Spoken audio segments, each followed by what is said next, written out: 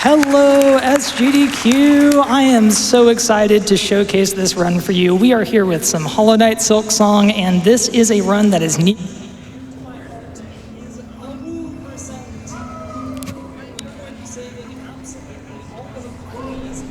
So cap it off with a credit sequence. So I hope you're all ready. Do you all want to introduce yourselves? Hi, I'm Nicole.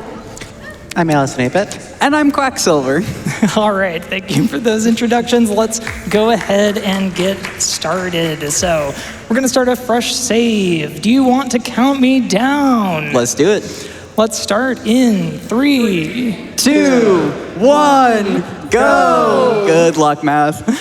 Thank you, thank you. So as we load in here, let me just describe a little bit about the run that we're.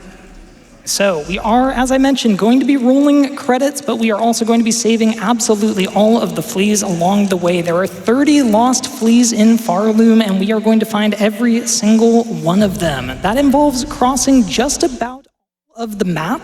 It involves quite a bit of combat. It involves a lot of movement, some fun platforming, all sorts of tips and tricks, and a copious amount of flea brew, which I'm very excited to introduce to you all. So as we load on in here, the game begins with Hornet having fallen down into the Moss Grotto, and we need to climb our way out.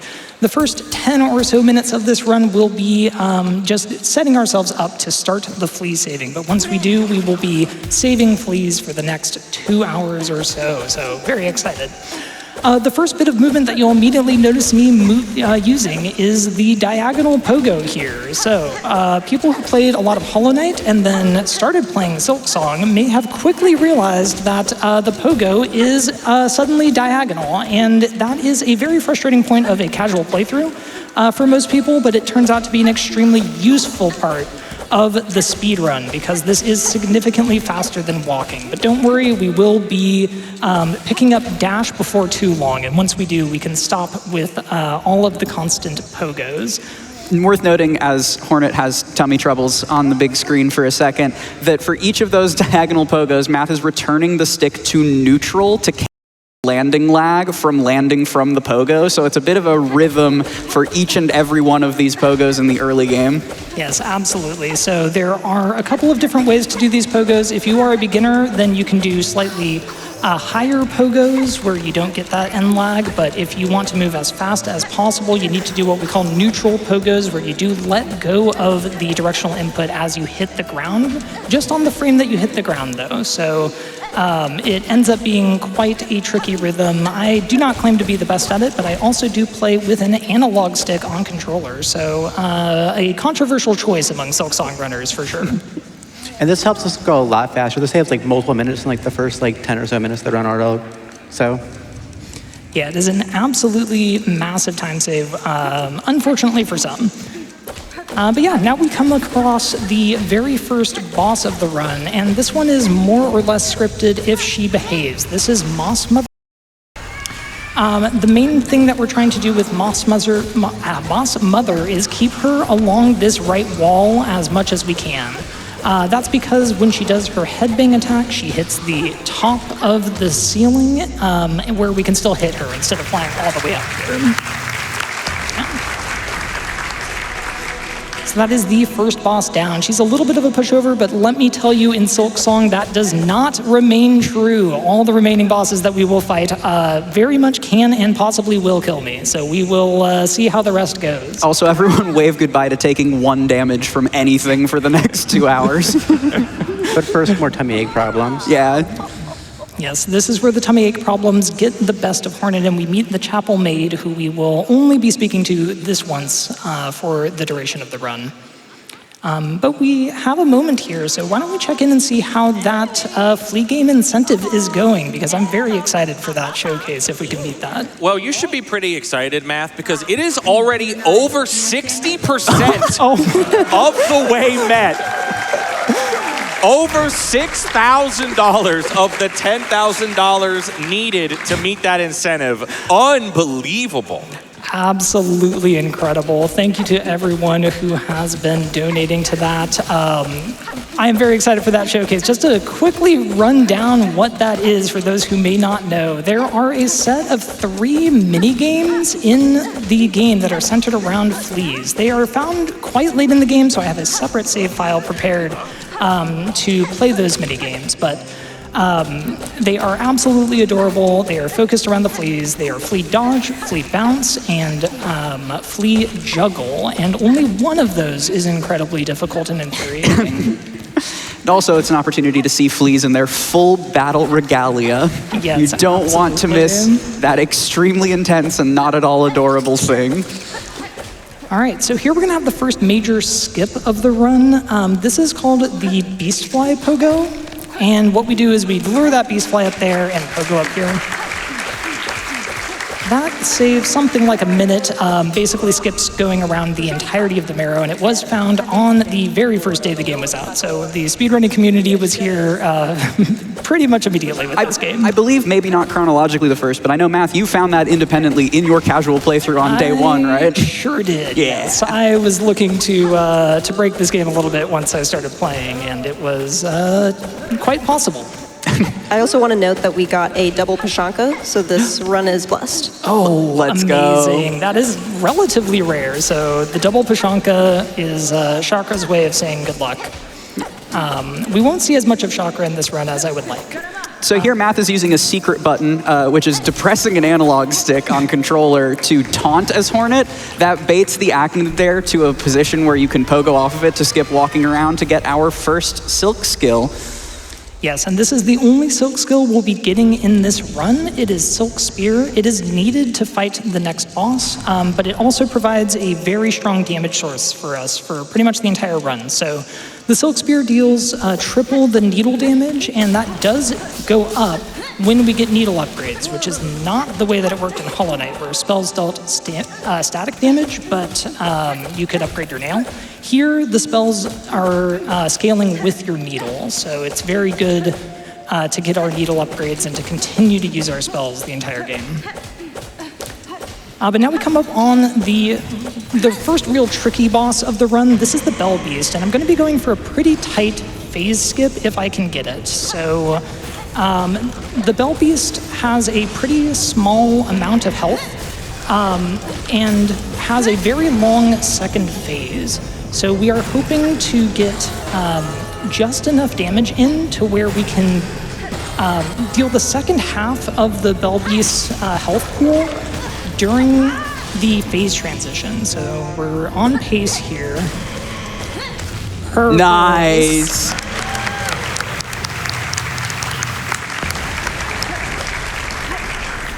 Yeah, so that saves something like 20 seconds. There's a pretty long phase transition and an entire second phase that we need to do. But now we're going to go through quite a bit of a sequence here to collect a Silk Heart, so this is a good time to hear some of those donations. I have one here from someone named Quacksilver. Oh. $121.35. It says, "Hi, Math, sincerity incoming. Donating this amount as the reverse of 5/31/21, the day I came out as trans on the internet. A feat I would not have been courageous enough to pursue without your kindness and warmth. And my life has been everything because of it. You are the embodiment of the ideal of speedrunning. That speedrunning is great because of the people you meet and their capacity for good. And the video games are just the medium by which we find one another. I would not be a version of myself I recognize without you. Here's to another 5 years and then some. Less than 3. Also, what the heck? I can't believe you're beating the game in this meme run. SMH 0 out of 10 speed run."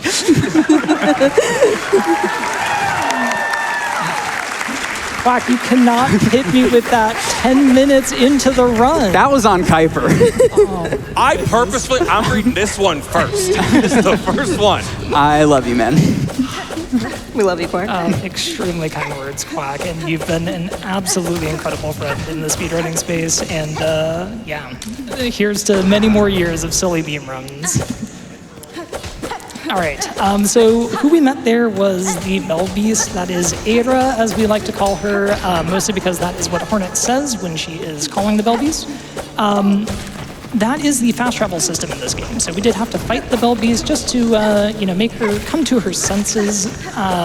But don't worry, now for the rest of the run, the Bell Bees will be a friend. And we will be taking good advantage of that fast travel system because this run does need to go absolutely all over the map. So that includes just about every area, and we do need to return to many areas. And that is why we grab quite a few bits of rosaries throughout the game. So if you played this game casually, you might remember that rosaries simply do not exist at all. It turns out there are a couple around, and we do grab them when possible so that we can pay for the bellways to do that fast travel. And something else worth noting is over the patch history of the game, Team Cherry has over time slowly patched in a few more kindnesses in terms of rosaries, made the econ a little bit better. That's worth noting because if you saw any percent of Silksong at last event, we're actually playing on the latest patch of the game. This is tradition in meme runs because Exactly. Yeah, so I am playing on the latest patch, and that does introduce a number of differences. If you've seen any percent runs, in particular, I believe the any percent run that was showcased at AGDQ was run on release patch. That is faster for any percent, but for many other categories, it is faster to play on a later patch because a lot of nice things were added in later patches. Unfortunately, a bit of speed tech was also patched out, which is why any percent is done on release patch. But also my I love when devs patch out speed tech t-shirt is raising a lot of questions that are answered by my t-shirt. Yeah, so optimally we would actually play on a bit of an intermediate patch here for a woo percent, but I will instead be running latest patch because I will always be running latest patch and simply deal with the problems that introduces. And so here we're at another arena, which there's obviously a bunch of these in the game, and most of the early ones especially are scripted. Sometimes flying enemies and enemy spawns can be a bit strange, but Math is taking care of this one real smoothly. Yeah, I'm using a little bit of... We have just met the incentive Holy already. 11 minutes into this speed run. Sensational work, Twitch chat. Thank you so much. I knew you had it in you. I knew there were flea enjoyers among us. All right, as a reward for meeting that incentive so quickly, we are going to prepare for our very first AWOO here. We're picking up the dash ability, and as soon as we do, we're on our way to save our very first flea. And I want to introduce the concept of getting the timing right for these AWOOs here to everyone that is here in the audience. And to facilitate that, Nicole will be holding up a sign that says, "Get ready," and when we save the flea, so keep an eye on that sign. I will try to also call out the fleas, but we do want to hear those AWOOs nice and loud from everybody here in Minneapolis. And it is worth noting as we head towards the lace fight, for a very long time, Math was the world record holder of AWOO while intentionally losing time on every single flea to hear their AWOO before leaving the screen. This man is built different. It is very important to hear the AWOOs. Doing AWOO percent without hearing the AWOOs just feels sacrilegious to me. There it is. Thank you, thank you. All right, and now we are going to head over to our next major boss, which is Lace. And we will be seeing more of Lace later as well. But she is a pretty major story element here in this game. Sort of playing the role that Hornet played in the first game a little bit. And there's quite a bit of tech that we'll be using throughout the run here in combat. But the thing to know with Lace is I really would like to stagger her when she's on the edge of the arena so that I can push her into the lava, but she doesn't want to play kindly here, so that's okay. If we push her into the lava there, it deals 40 damage compared to the 5 that we deal with our regular needle, but that's okay.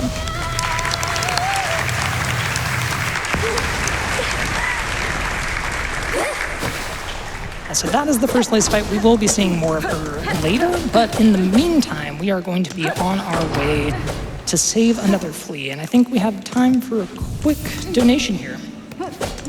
do that for you. We got $25 from Roy Buddy that says, shout out to my homies in the Crochet Club.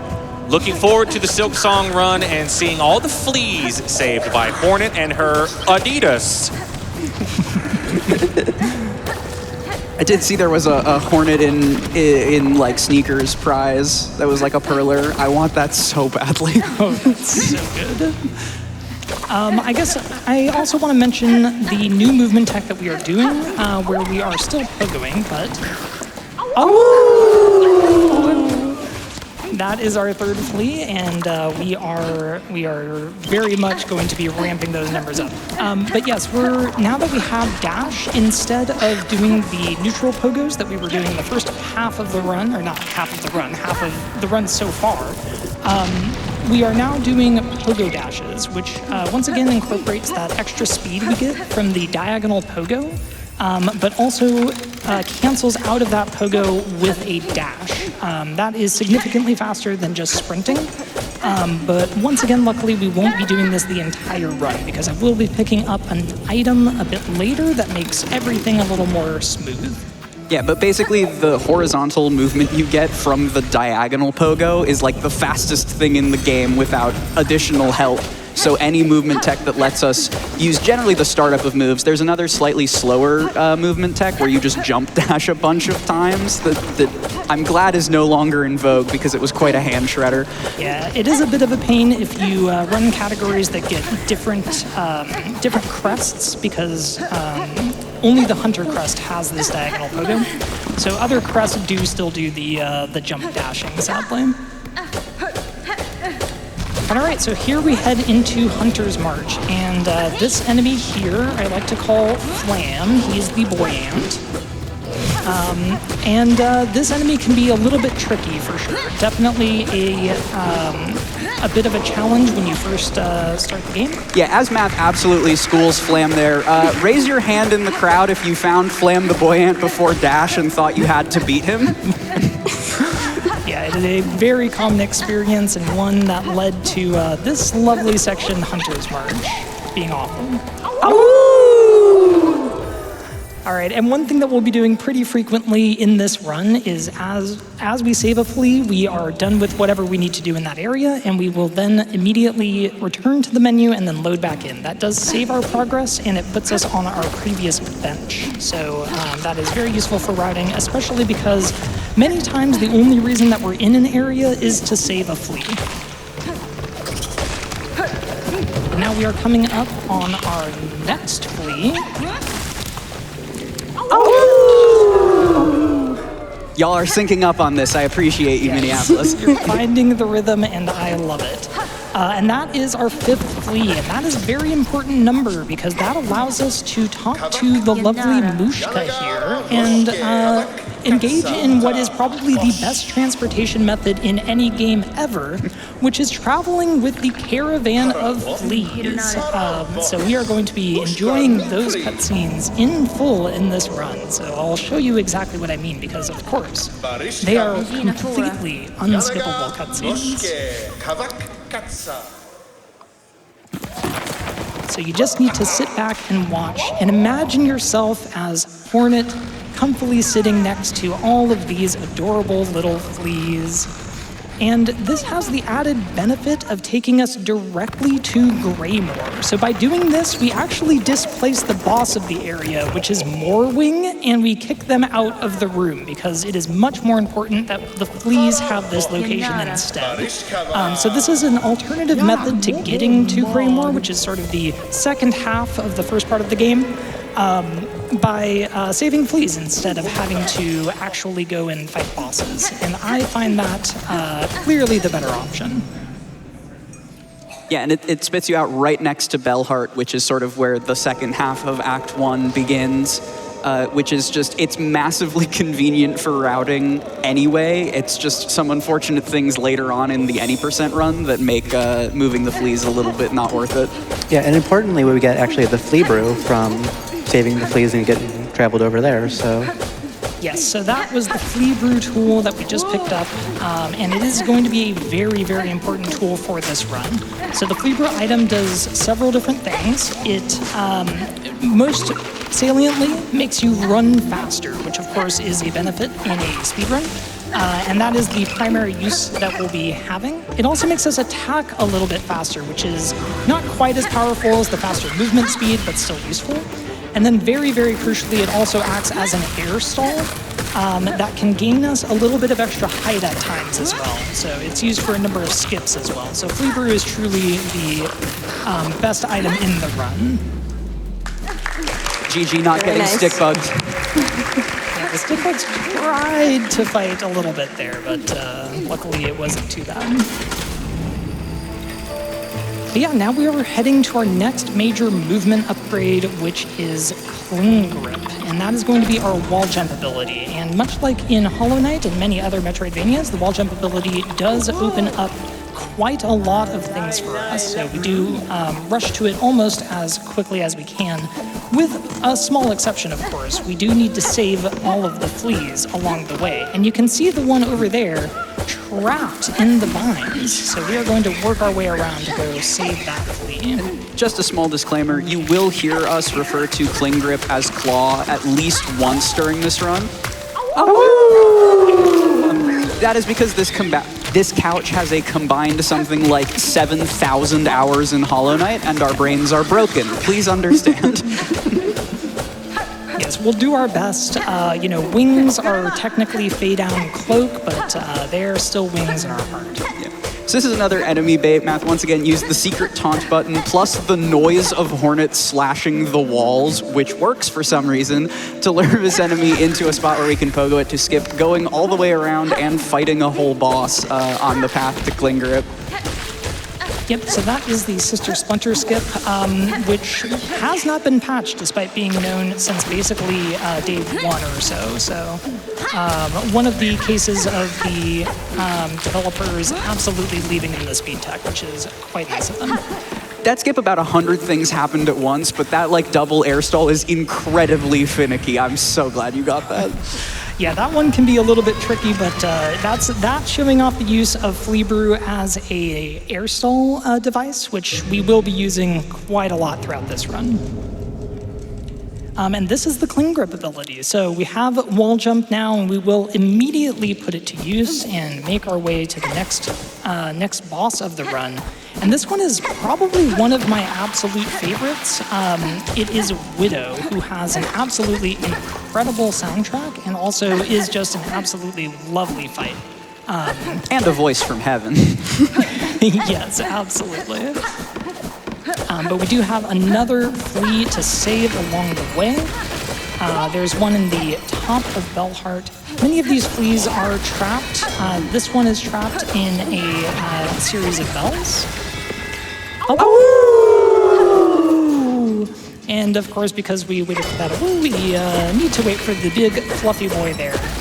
Fun fact about Hornet, she loves fluffy things, and these ferns are absolutely no exception. If you read the Hunter's Journal, she absolutely loves these winged ferns, and I can't blame her. They're adorable. Yeah, this isn't a bit. That's 100% canon. Yep.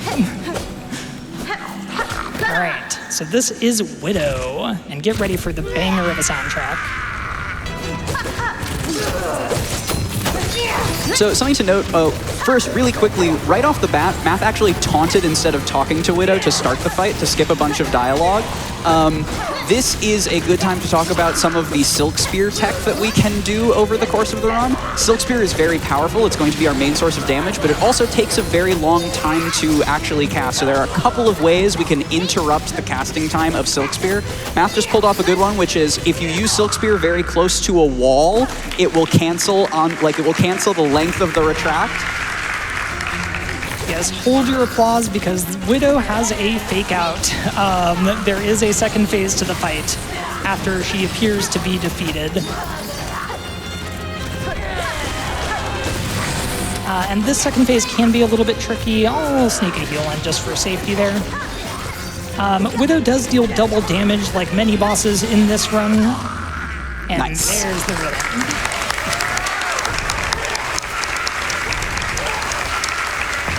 But after this sequence, we're going to have like a couple minutes of plot that we're like, there's another dream sequence. So Keiper, how we doing? I have a lot of awoos. Like a lot. You folks want to do a woo with me a little bit? All right. We got $75 from Anonymous that says, well, we need the sign. Oh. Sign. Okay. Listen, words are bad for me. Pictures are great. There we go. $25 from Akeem Khalib that says, a woo. $50 from Itzy that says, a woo. $100 from Killing Me Smalla that says, a woo. Another $25 from Anonymous, a woo. How many more could I do? Probably like 2 or 3. All right. $50 from Ixie Rose. Awoo! I already read that one. Another $25 from Anonymous that says, awoo! And $25 from Morgan G that says, awoo! I have so many more, whenever you need more. You have another minute here. Keep them coming. Another minute. Oh my goodness. $500 from Brother None. That says, awoo! As well as, thank you, GDQ, for being good humans. Much love. Thank you so much, Brother None, for the $500 donation. I have $25 from Inchiko that says, save all the fleas. Good luck and have fun, Math. Thank you for bringing a woo percent to GDQ. People need to hear every single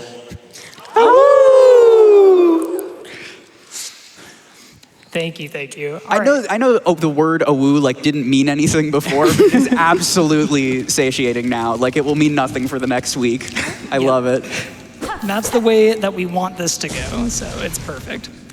So yeah, defeating Widow there did give us another major ability, which is the Needle In, and we did use it in the dream sequence there to open a door to a weave nest. Those are scattered throughout the early game as a kind of, preview for what's to come, but we will actually only be using one of them in the run. But the Needle-In is required for story purposes, and it is actually required on latest patch to get into the second act of the game. So we fight Widow for a number of reasons, but the Needle-In is the major one. Fighting Widow also restores Bellheart to its former glory. So when we came through here earlier, the entire place was basically hung with silk threads. Those were being controlled by Widow, and by defeating her, we are able to speak with the shopkeepers here, in particular Pliny here, who will upgrade our needle. So this is quite a significant damage upgrade for us. Needle 0 deals 5 damage, Needle 1 deals 9. We'll be getting one more needle upgrade a bit later in the run as well. And it is possible to just miss Pliny for basically the entire game because gamers don't look up. Ask me how I know. How do you know? I may have beaten GMS Needle 0 casually. It's bad time. We don't want to go back there. Let this be a lesson to always check your surroundings. They didn't put yellow paint. All of Bellheart is yellow. What was I to do?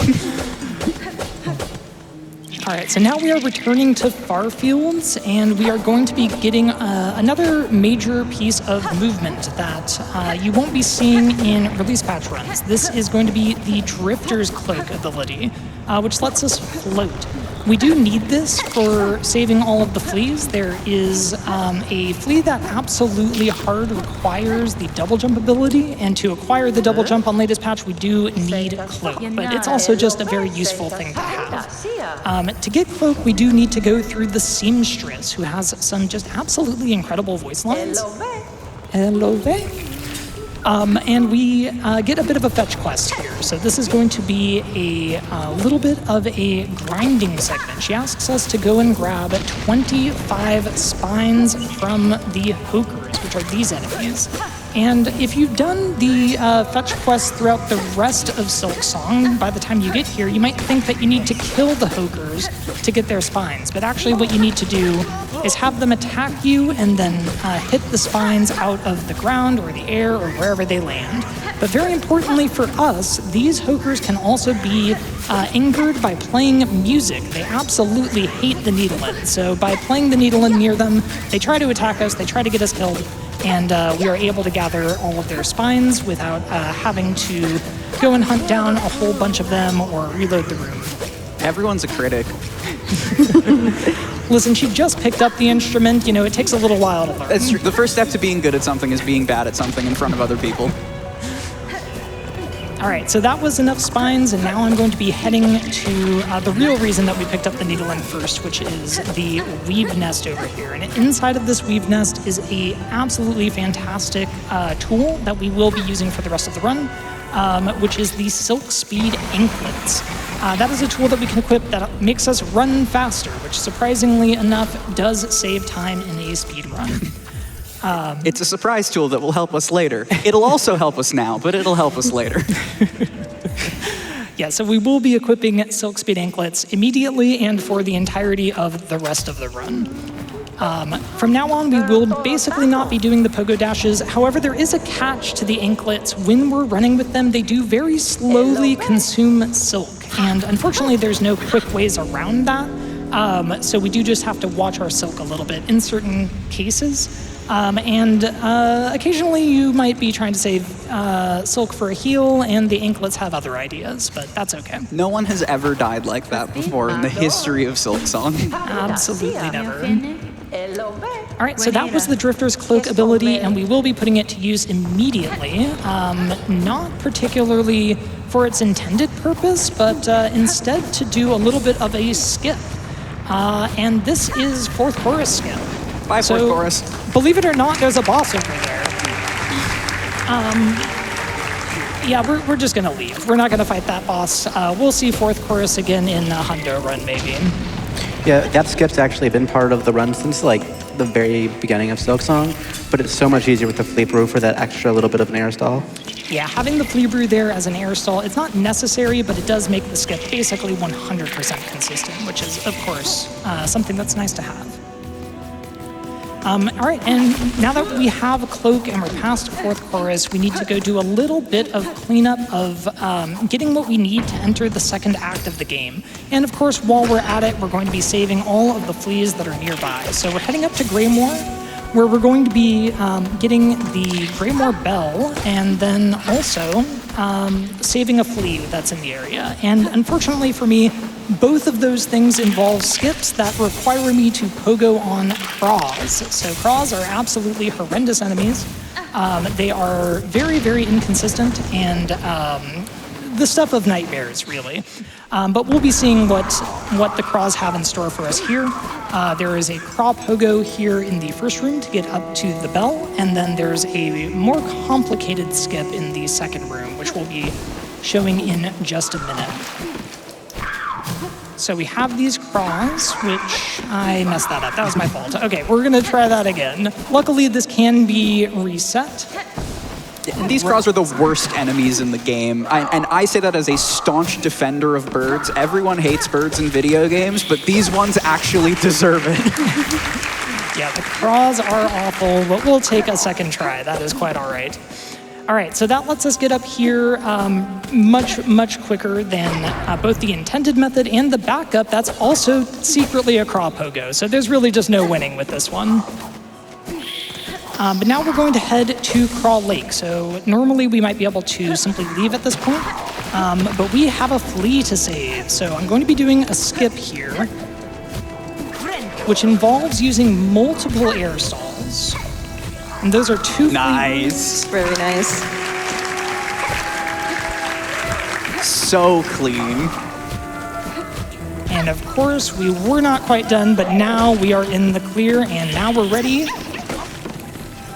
Oh! And that's all we need to do in Greymoor for now. We will be seeing the rest of the zone later. There are a couple more fleas there, but we're going to wait until we have full movement to go and return.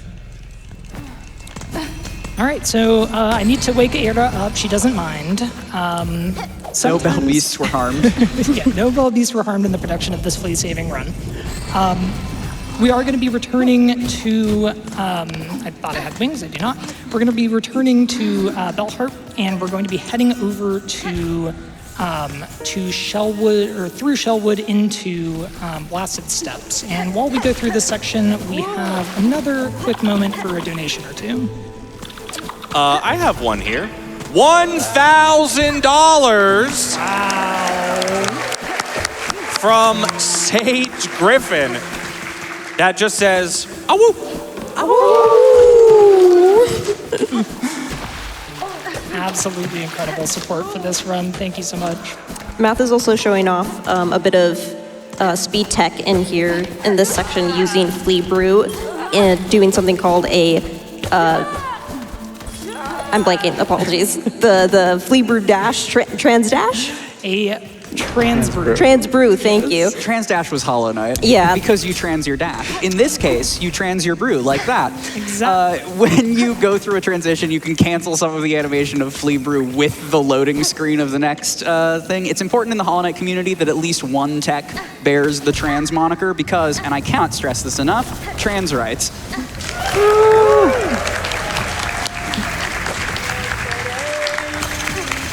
Yeah, so trans brews save about a second, maybe half a second to a second with every use if we do it well.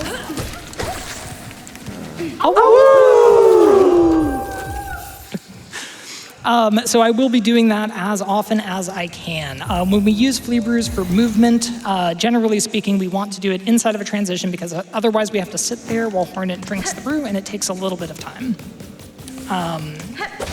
And yeah, now we are ready to head into the Blasted Steps, which will be our last stop along the way to Act 2. Blasted Steps has a number of pretty tricky skips, and we're going to be seeing Flea Brew being used again for its air stall potential. Flea Brew is a very, very versatile tool, and we will be getting quite a lot of use out of it throughout the run. So this skip here is the first skip in Blasted Steps. There we go. Nice. So we call that one BS1 for the first Blasted Steps skip. And coming up here, we have BS2, which is twice as BS as the first one. Buddy makes it look easy. All right, so that was the two major skips in Blasted Steps, and now we make our way to the last judge. This fight is one that many, many casual players might remember as maybe their first wall, maybe one of many walls, but very frequently a wall of some sort. The last judge is definitely tricky. And the reason that she's the most tricky in this run and in speedruns generally is that she has an absolutely devastating, never-before countered attack, which is called moving slightly forward. So if she does that, I will probably get hit, and of course, as with many bosses in Silksong, it will be for double damage. So I'm going to be watching out for that deadly, deadly attack here. My question remains, why does she light the sensor and then unlight it for phase one of the fight? It's just basic strategy. Just had to check that it was working. Okay, just got out of there. Also, another certified Christopher Larkin banger for this theme. Yeah, the soundtrack to this game is absolutely incredible. Regardless of what you think about this game, listen to the soundtrack. It's quite amazing. But yeah, Judge has a number of attacks, including, now that we're in the second phase, these fire-based attacks. Most attacks come with fire now. I'm getting very awkward staggers. Okay, this is fine. And she has this big phase transition where she basically just tells us to get away. We can't stay inside of that attack. It does kill us. Nice. Unfortunate right side finish there. Raise your hand if this explosion killed you. Yeah, so if you died of this explosion, first of all, if you're inside that explosion, it will just repeatedly hit you until you die, even if you're at full health. Second of all, if you died of that explosion, you have to do the entire boss fight again. And that run back is seared into my memory. With that, we've officially entered Act 2. We're going to be in Act 2 for the rest of the run. But Math is just going to be moving through Act 2, so until we get a little bit closer to our upcoming boss, Keiper, how are the Owus doing? There are an endless amount of awoos, but I do have a couple here that are not just awoos that I would love to read for you all. We have $25 from Materius17 that says, this block is so stacked with some of my favorite games, from Thousand Year Door, Monster Hunter Wilds, and the GOAT, Silksong. Let's go GDQ. And I do want to remind everyone, just talked about Monster Hunter Wilds.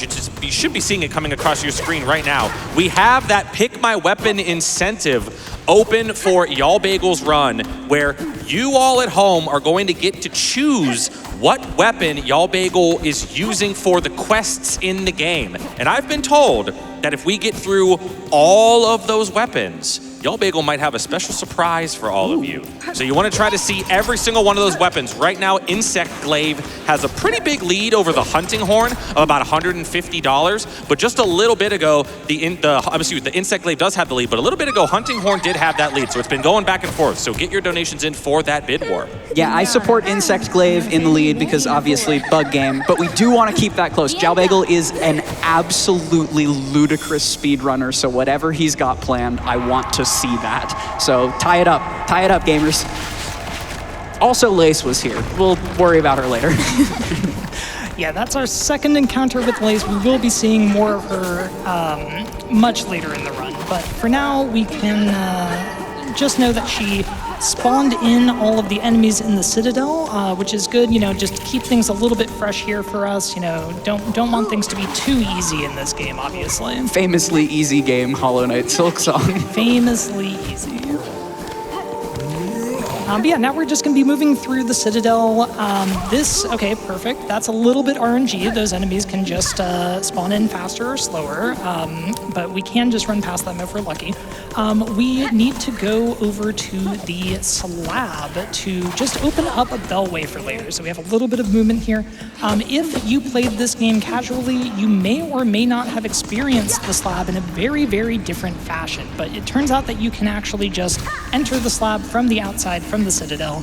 The other option is for Hornet to actually get captured. And if you don't know what I'm talking about, try to do that because it's a very lovely experience. But in this run, we simply stop on by. We will be returning to the slab much later for the fleas, of course.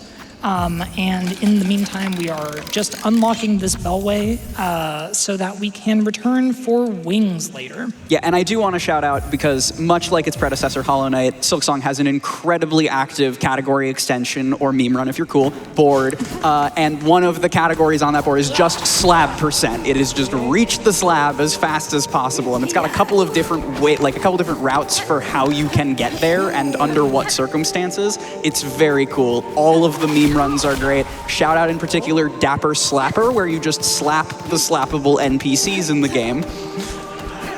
Yeah, Dapper Slapper is a classic one. And yeah, shout outs to the Silksong meme speedrunning community. It is a vibrant community. And of course, Awoo %, of course, was a lock from the start to become a category. These fleas are simply too cute. But people have come up with all sorts of increasingly ridiculous speedruns, and I'm sure they will continue to do so for many years to come. Yeah, if you count off leaderboard categories that exist like in a spreadsheet that are someone's pet project, I think base Hollow Knight got up to like over 100 with like at least 2 people running them. It's just the potential for these games to do what you want in them with all the expressive movement they have is just beyond anything else I've seen in gaming.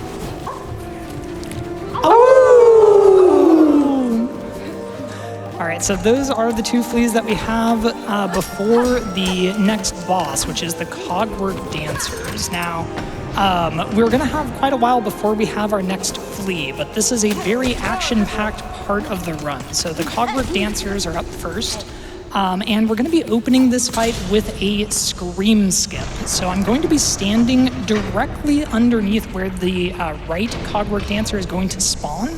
And by doing this, we will get damaged for, of course, double damage at the very start of the fight.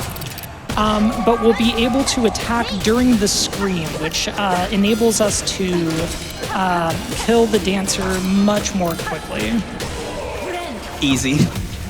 Now, that is not the end of the fight because this is a fight with 4 phases. And here I'm going to be using the Flea Brew for its combat purpose, which allows us to attack faster. We're also going to be using a lot of Silk Spears. And you'll notice I'm actually focusing just on a single one of these dancers. They do not share a health pool. They have independent health pools. So the best option is to focus one down as quickly as possible. There are some nuances about which one you want to focus in each phase. But generally speaking, you just want to make sure that whichever one you're fighting, you're focusing on that one primarily. I love how no one clapped. Everyone knows the gimmick of this fight now. Thank you all for playing Silksong. That rules. Also, sorry about the sad robots. Yeah, this final phase is very, very tragic, of course. Really a tearjerker when I first played this game, and I imagine I am not alone in that. But that is the end of the dance phase.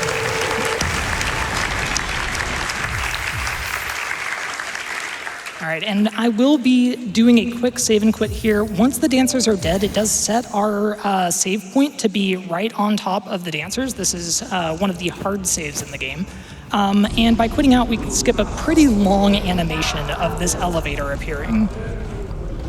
And we have a moment here where we could sneak in a quick donation.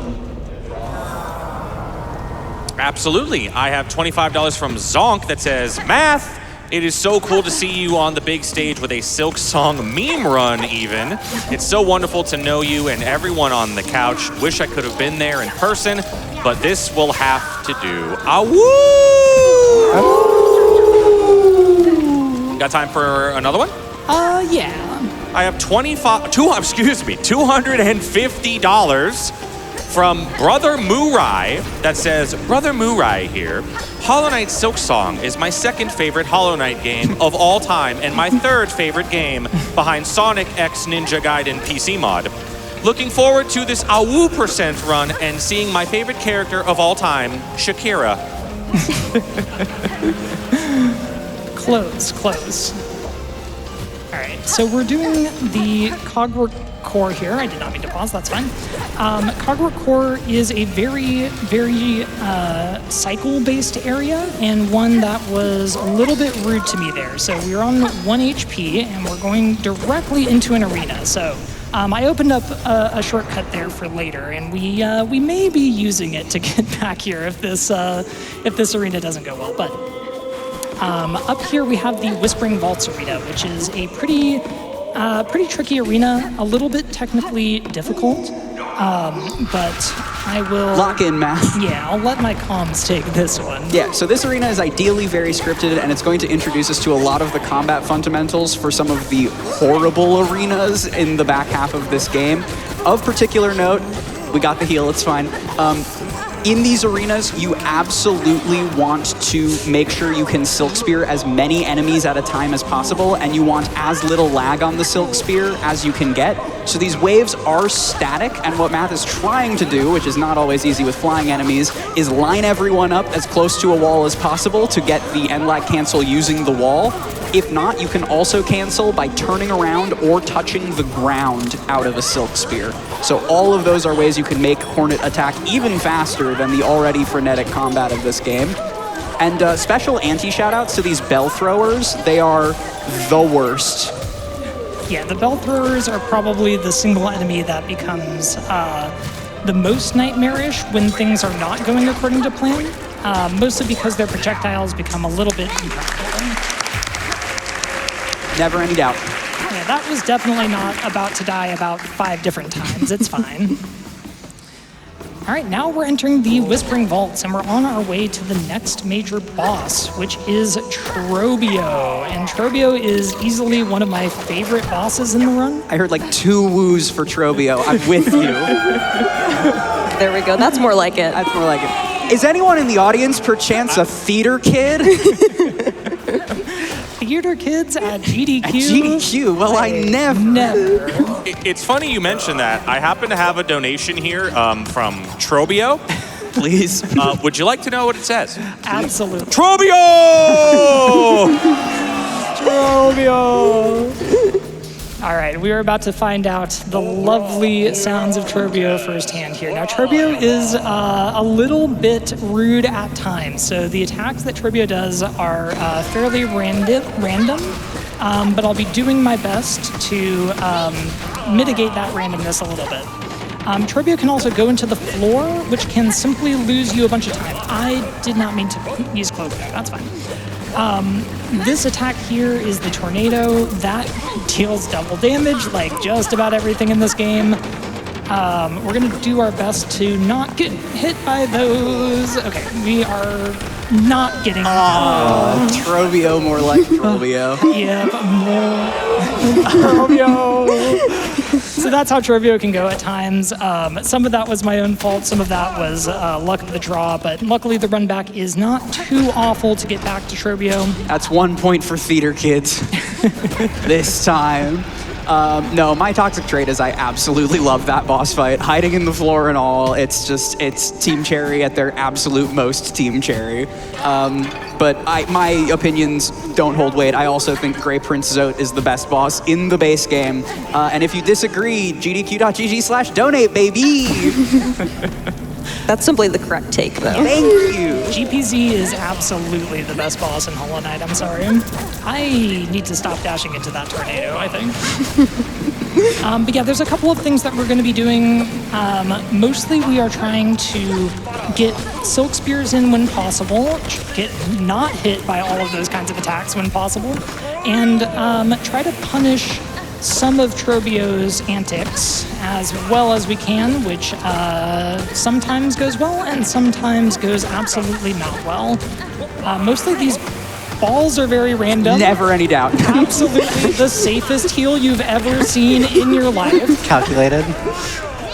But yeah, we're gonna again be using the various Silk Spear tech that we talked about a little bit earlier, which are landing spears, which are spears against a wall, which cancels the Silk Spear animation. We're going to be doing our best to get in as many spears as we can, while also, of course, mitigating our health as best as we can. And of course, Math is also showing off that you can indeed hit the balls that Turbio throws at you. The theater kid community has forgiven Mathulu. Yeah, he didn't make it easy, but it's okay. Turbio. And now I want to just show a little bit of the drama of Turbio. You think he's dead? He's just faking it. Diva. This was one of the only things I saw of this game, and I love that. That is so good. Team Cherry is unmatched at these like little detail touches on the game. Like this is what 7 years in the woods with no Jira does to someone. Yeah, I absolutely love that boss fight, even with the pain that it introduces in the speedrun, but it's simply too good to hate. But with those bosses down and a little bit of scary time in the Kagura core, we are finally back on track to start saving some more fleas. So up first we have a flea that is very appropriately named the Exploding Flea. Good recovery. Good. We Math in practice in like 3 consecutive practice runs blew up there 3 times, so we were all ready to make fun of him. Yeah, This is adjustments. it's fine. I'm learning. But yeah, now we are heading to our next major ability, which is Claw Line. And Claw Line is going to be used quite a lot. It is a new ability to Silksong in the Hollow Knight universe, so there is no real analog in Hollow Knight. But basically what it allows us to do is to very quickly move horizontally in the air or on the ground. And it also allows us to activate Claw Line gates. And we're going to be introduced to a tutorial of how to use Claw Line as soon as we pick it up here. So the game very helpfully refills our health, refills our silk, and says, time to use Claw Line the way that we intended, which is, of course, to do that. But this is the first Claw Line gate that we will be opening, and there are a few of these that are required to beat the game. But most importantly, this will allow us to get the Fade Down Cloak, the double jump ability. And this arena is completely scripted except for those 2 flying enemies. Yep, and those Thank enemies you very much. can be a pain, but luckily not too bad this time. There we go. There we go. All right, Absolutely no problems there.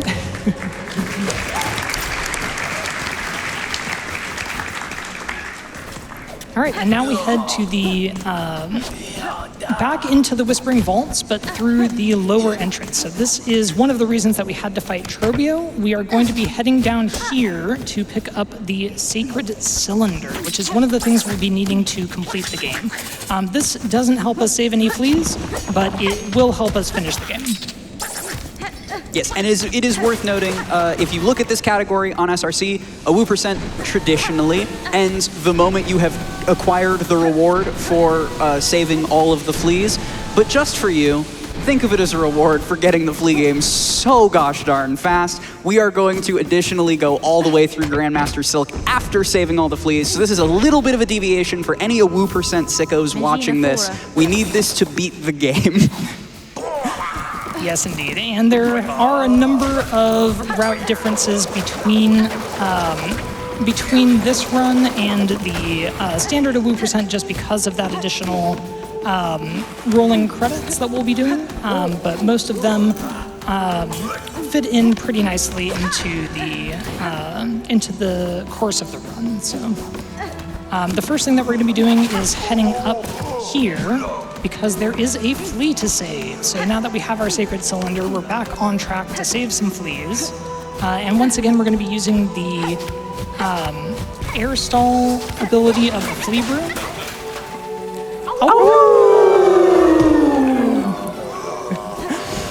And then we're going to continue on here because we're going to get a needle upgrade. So over here there is a pale oil, which is going to be used to get a second needle upgrade when we go back to Bellheart and see Pliny again. There's a lot of combat left in this run, so this saves us a fair bit of time in that combat. But our next major objective now is to pick up the, I almost said Monarch Wings, to pick up the Fey Down Cloak. 7,000 hours. Which means we need to return to the slab, which borders Mount Fey. And while we head over there, we have a quick moment for a donation. Absolutely. We have another $250 donation from St. Aries. That says Silksong. This goes out to all the support staff and event planners. What a massive effort this is, and an amazingly positive community. Thank you again, St. Aries, for the $250 donation. I have another $250 donation. The support has been incredible. Thank you all so very much. From Vaughn Rothdave. Amazing to see Mathulu running my favorite game, saving the cutest little folks. Here's to a great run, and to Silksong and Math's incredible communities. Awoo! All right, so we're gonna focus up here for a little bit in Mount Fey. This is probably one of the most movement technical areas of the entire run. It is a cold zone, so without access to those little lights, you constantly take environmental damage, and let's go. That is using Flea Brew to buffer a wall jump on the tiniest available point of geometry, and then just absolutely trusting that your claw lines have the distance. That skips a huge going around section in casual playthrough, and for speedrunners, it skips an intentional death skip that we used to do with a cocoon there. That is the fabled cocoon skip. Yes, we are very good at naming things. We had Cocoon Skip, and then when we didn't need it anymore, of course, that's Cocoon Skip. So, but yeah, this Mount Fey showcases just another few different ways that Flea Brew is used. So we used it as an air stall at the start, we used it to buffer a wall jump in the middle, and we used it to gain a little bit of height at the end. Flea Brew turns out to just be incredibly versatile and saves us a ton of time throughout the run. And with that, our reward is the double jump ability. We did it, we're a real Metroidvania. Ignore all of the, it's fine. But Math, I do actually have an important question for you. Why do they call it Fey Down Cloak when you fey down the cloak of up jump the cloak? That's been my time, everyone. Thank you. Remember this when you consider asking Quack to be a commentator. But yes, this is the lovely pigeon. You might think that's a boss fight, but no, the pigeon is very friendly and simply gives us the ability to double jump. So this is the last major piece of movement that we'll be picking up in the run. It is almost all of the movement in the game, but the last piece is unnecessary for saving fleas, so we don't need to get it. It's such a good bird. This is my favorite bird. Yeah, very good bird. So yeah, now that we have double jump, we are going to be leaving the mountain, but we do have a flea to save on the way. No, it's pronounced a woo. I thought we were good at this. Oh no, they're fighting. All right, so over here, there is a flea that we, normally you would encounter on your way through the mountain, but because we did the cocoon skip, we didn't see this half of the mountain at all. But luckily we can come here with wings. All right, and now we are officially done with Mount Faye, and we will be heading out to start our cleanup of all of the fleas. And this is a good moment for a couple of donations. Excellent. I have $130 from First Game Hornet. I don't know what voice to say this in, so I'm just going to go with this one. Come no closer, ghost. I've seen you creeping through the undergrowth, stalking me. I know what you are. I know what you try to do. I can't allow... Wait, you're here to donate to GDQ. Okay, my apologies. Go right ahead, friend. That's canonically Hornet's voice, everyone. That's Hornet. That's canonically okay, Hornet. it makes more sense now. All right, you know what? No. I'm saying that's the new canon. Okay. Whenever everyone else voice acting Hornet, that's what you sound like. That's the example now. Hit me up. I'll give you the voice. $250 from Chris that says, "Love to see my boy Math woo-maxing." At GDQ. Thank you for the $250. That one made me laugh when I read it. I believe that's from my brother, so shout out to him. All right, so we have made it back to Bellheart, and now we're going to be doing something very important, which is getting a refill for our flea brew. And not moving the caravan. And not talking to Mushka here. We did it, everyone. If you accidentally move the caravan too early, it ruins the run to the tune of 2.5 minutes. Yeah, it's all good. Ask us how we know. Definitely did not do that in practice earlier. But yes, that is a refill to the flea brew. There is a limited number of flea brews total. So first of all, we get 3 per bench. We need to bench again to refill them. But then we also have a reserve of just 30 total flea brews. So we start with the 3 in the tank plus the 30 in the reserve, so 33 total. And the way that we're using it in this run, we get through that pretty quickly. So we grab a refill there just to have some more. Now, this is technically a flea save, but I'm going to ask you not to a woo, but to a boo. A boo! If you played the game, you know why Krat sucks. Yeah, Krat is awful, and we will not be celebrating him. Anyway, continuing on, we're heading back through Greymoor, and we have another flea to save, which is one of the sleepiest, or the fleepiest of fleas, at the top of the tower here. The fleas are in very interesting positions. Some of them are trapped. Some of them are just vibing. This is definitely one that is simply vibing. But it's a very good flea. Oh, to be a flea asleep in a shed in the rain. That right there was actually the hard lock for Fade Down Cloak in this game. I almost said wings, I caught myself. If you do not have Fade Down Cloak, there's just an invisible wall there that stops you from skipping up with any other height technique. I don't know. Yeah, so that absolutely requires that we pick up the double jump, but it's useful anyway, so we don't complain too much. All right, I'm going to be going for a cycle here. There we go. I missed this, but let's see if we can get the second half of it. This is a very tight cycle. both in the start of the room and also the end. And once you miss one part of it, it gets a little bit tricky. But yeah, this is one of the best room style. And of course, it leads to a flea, the best possible reward. All right, so that concludes the Wisp Thicket portion, and now we are back in the Citadel, where we're going to be embarking on what is one of the more dangerous portions of the run. So there's a couple of branches that we're going to be taking, one which is going to lead to the putrefied ducts, and the other which is going to lead to bile water. Now, if you know what either of those places is, I am so sorry, but there are fleas there, I'm afraid, so we do have to visit. So to get up there, we are going to be going through Whispering Vaults once more, and while we're here, we're going to be taking a brief detour to go and pick up the Vault Keeper's Melody, one of the 3 major pieces of story that we need to do before we can fight the final boss. So we picked up the Sacred Cylinder earlier. Now, very conveniently in this run, that gives us 320 rosaries. In any percent, that doesn't end up being useful at all because you don't need money at this point, but in a woo percent, we still have quite a few things to buy.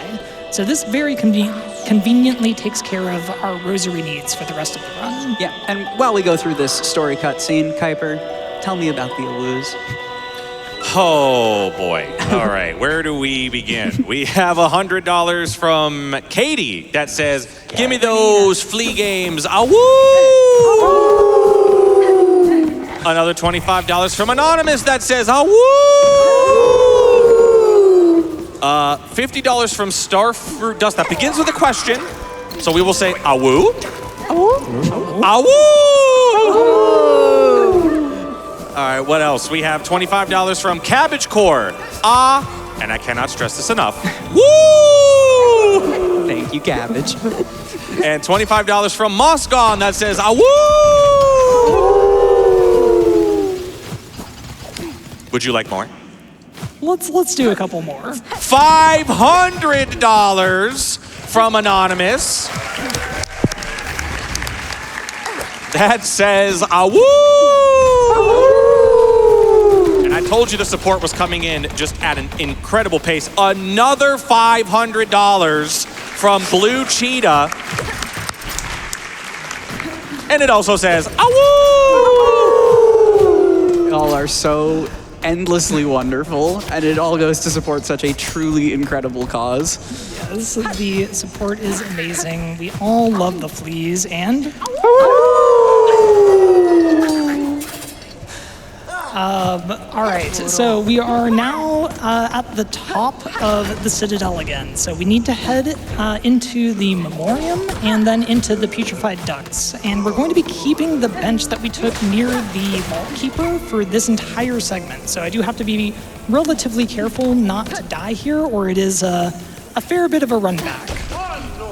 Also, one thing that we didn't talk about that I guess we've been doing a little bit of is just passing through those enemies. You can actually pogo and then dash immediately, and you get a couple of iframes from the pogo. So if you're using the Hunter pogo, which goes diagonally like that, you can actually just pass through enemies entirely. Only if they are thin enough, though. There are some enemies that you will absolutely get hit trying to do that. And despite being huge, those hallway enemies are actually pretty thin in terms of hitbox. Yes, absolutely. All right, so here we're in the Memoriam, and we're heading to what is probably one of the best fleas of the run. And this is one that is a little bit angry when we first encounter them, but when you see how they're being caged, you will understand. So we're just going to try our best to placate the good giant flea up here. And save your awoo for the end. Yes. So we get a preview of the awoo there, but at the moment, Big Flea is a little bit angry. All right, a deep one. All right, so that's the giant flea, just as friendly as all the rest once we are done with the fight. So. Y'all are the best. Can I just say that? All right, so with that done, we are now heading to my second least favorite area, which is the Putrefied Ducts. And once I get there, you will understand why it's among my least favorite, but it'll take until I get to Bile Water for you to understand why it's not my least favorite. There is a secret ceiling here in the Memoriam. There is a quest that kind of hints at this secret ceiling for you to find the ducks, but of course we don't need those hints. We simply will be going there. This area is definitely one of the more dangerous areas. Like many areas in this run, and in this game generally, enemies deal double damage here. Those big enemies here are the bane of my existence at times, and definitely very dangerous. Yeah, they're like wake-up hitbox will just clip the very edge of Hornet, and you will have a bad time. Yeah, it is very rough to get the right sense of exactly when to pogo over them. So, for example, you saw showcase. there. Yep. I was gonna say, it looks like Math is jumping early on most of these, but no, he is exactly on time. Yeah, so they can be a little bit rough. And here we're going to be visiting a location that we'll be seeing later. So all we need to do is peek our eyes on this location. Hornet will be telling the fleas about this lovely, calm location. As you can see, easily one of the calmest and best locations for fleas. Please ignore all of the sights, sounds, and feelings that you're experiencing. But the fleas will find solace here, despite everything. But we do need to save all of them first. You got hit there. It's okay, we broke out. I'm sure it won't happen again. All right, well, maybe we can break out of this one too. All right. It must just be clear save. Like, check your controller, dude. Yeah, so this is... You almost actually got eaten there. I was like, hold on. I need to keep the suspense. So this is a fun little platforming gauntlet that uses those enemies. You can break out of their grasp by simply slashing or pressing other buttons enough times. And that was Vogue, who is a required flea for AWU%, but obviously does not AWU. But I would love to request some 07s in the chat for Vogue. She is a real one, and we love her. Yes, we love Vogue, even if she doesn't AWU. So I'm going to be taking the slightly safer route here to the Apostate Key. This will be used to break a flea out of jail. It is the best item in the worst place. All right, and now we're going to be loading back in and retracing our steps a little bit, but taking a detour to Bile Water. So while we do that, we've got time for a donation or two. I actually have an update for all of you, and I wanted to make sure that Tech wasn't playing a joke on me with the name of this. We have opened an incentive. It is already 23% of the way there, because you all are so phenomenal. It's called Pet the Poogie, and I don't know what a Poogie is, but I've been told it's cute, so we should probably pet it. We're going to need $7,500 for that incentive coming up for the Monster Hunter Wilds run, which also would get us far beyond our next huge milestone of $400,000. We are, and it is going up as we speak. It is about $1,400 away. I think we can get there during this run. Oh, that's free and easy. If you've ever been infested with maggots in bile water, chip in $10 right now. It's the bile water tax. Come on, Quack, 400K. Quack, I'm gonna be real honest. I can't relate. Don't tell them. Okay. I haven't either. All right, okay, it's fine. Absolutely insane that Quack has managed to go this long without dealing with bile water. It's simply... I don't play the part of the video game that's out to kill me. Yeah, so this place is one of the worst. It includes a mechanic, which is the maggot water, which makes it impossible to heal and also slowly saps your mana, your silk. But fortunately, we're leaving bile water. Unfortunately, it is for the mist. Yes. So this is the mist. While Math focuses for a second, this is the area that gives Silksong speedrunners their PhDs. Basically, it is a random maze. There are 8 different potential room layouts, and you need to use the needle in order to bait these butterflies to move towards the correct exit. There's 3 rooms you need to pass through, then a checkpoint, then 2 more, and then you're out of the mist. We can cheese it a little bit since we entered the miss from the right. Our very final exit is going to be to the left, and I honestly thought I would have had a lot more time to explain this. We're flying through it, just a couple rooms left already. Worth noting that these enemies, in addition to, of course, doing double damage, also drain Math's silk. This area is just miserable, and this does not even begin to scratch the surface of the dissertation that people have written in the community. It's different on different patches, it's different if you look at it funny, it's different on Wednesdays, like, this area is seriously the most. Yeah, it's one of the biggest sources of RNG in the run. I am playing on latest patch, which does make things a little bit even more RNG, unfortunately, but that was a pretty clean That was mix. absurdly clean.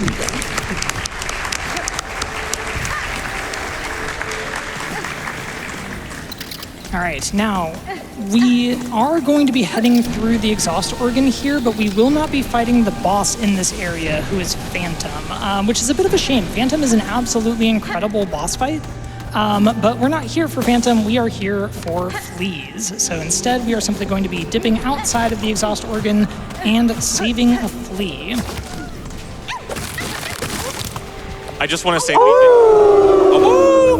say we did just get a $10 donation from Anonymous that says, I'm just paying my maggot infectation tax. Good.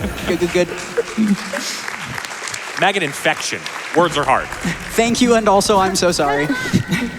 Less than, just about $200 away, less than $100 away from $400,000. Ooh, can we do it before I die in bile water?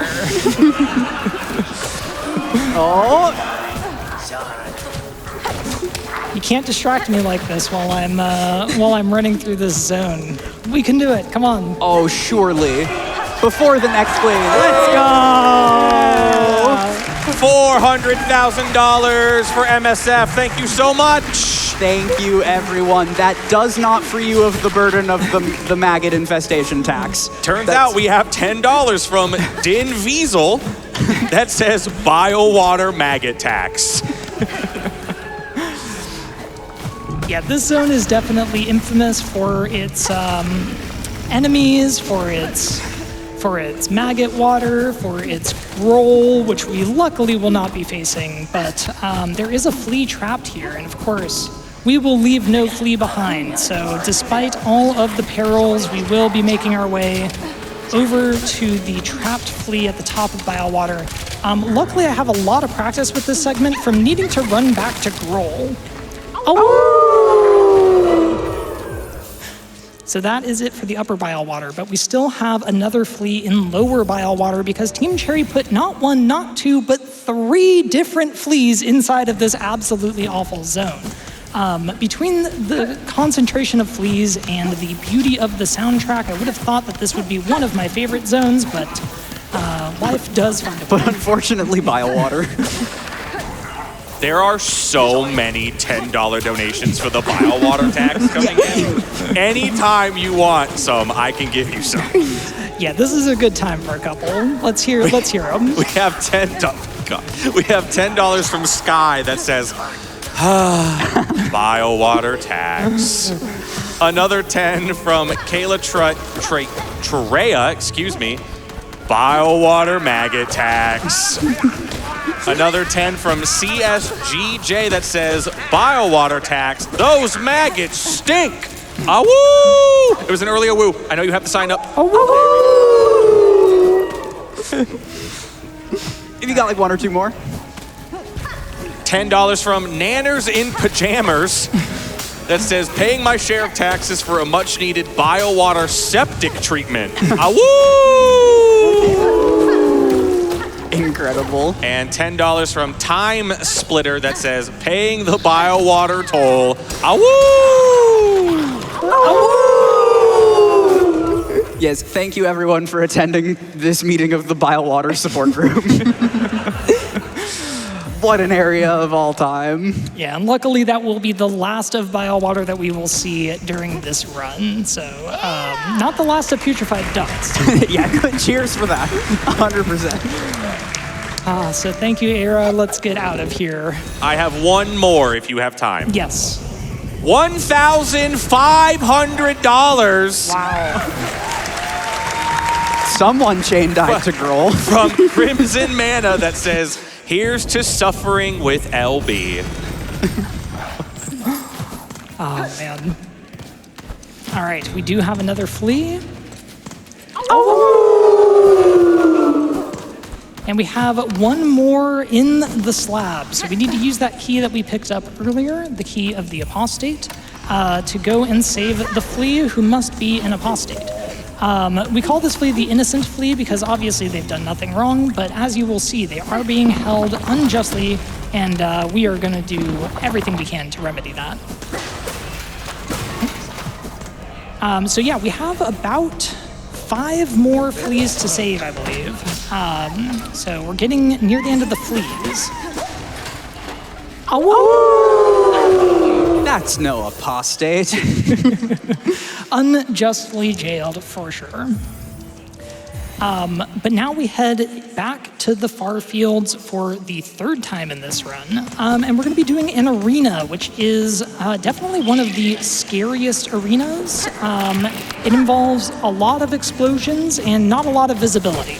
So we're going to be doing our best to survive there. Luckily, with the extra needle upgrade, it does get a little bit easier, but still far from easy. The reason we couldn't do it earlier is because we did need claw line to open this gate. But there is a flea down there, which of course we need to save. Considering how closely this flea is guarded, you might think that they're in quite a bit of peril, but when we see the flea, we'll make that judgment ourselves. So as Math locks in for this arena, something that has not really come up because we've just been running around every which way, is that for deep docks, which is... So wow. that Explosion arena, everyone. Can go. It's okay. The run back is luckily pretty fast. While we get back there, Kuiper, hit us with a couple more donations. Of course, $25 from the QWERTY Pie that says, congratulations on the main stage. Good luck on the most important category. Technically, a woo % was the first Silksong run for GDQ. This is also my way of shouting out all of the hotfix shows. There's a show for pretty much everything. It's always nice to relax with. Crowd, give us your best awoo. Thank you. That is no lie. There was a hotfix special called The Journey to Silksong very shortly after the release of the game, and technically, the first speedrun ever featured on this Twitch channel was a woo %. This is true. All right, much cleaner start this time. Deep Docks enemies all have like bells on their heads. Nicely done. So they are armored, which is incredibly infuriating if you're used to Hollow Knight pogoing everything. Yeah, basically every enemy in that arena can't be pogoed. And as you might have seen, that flea was simply sitting there sleeping. I almost said fleeping, which I suppose is more accurate. All right, we've got one more flea to save in far fields before we then are going to finally start moving the flea caravan again. So we didn't really talk about the flea caravan mechanics, but the flea caravan has several possible locations when they start. They're in the Marrow. Where they move in the second location is to the Morwing Arena in Greymoor. The third location is actually in the Blasted Steps in the Last Judge Arena. And unfortunately for us, the Last Judge cannot be displaced as easily as Morwing, so we did need to kill Last Judge before the fleas could move there.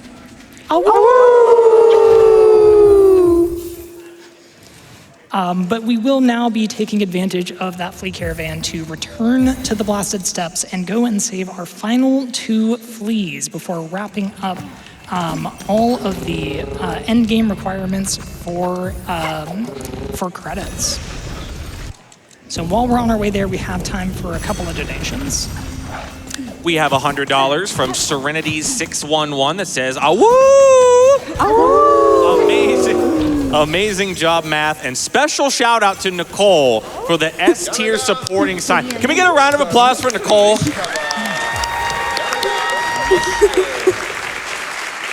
Thank you, thank you.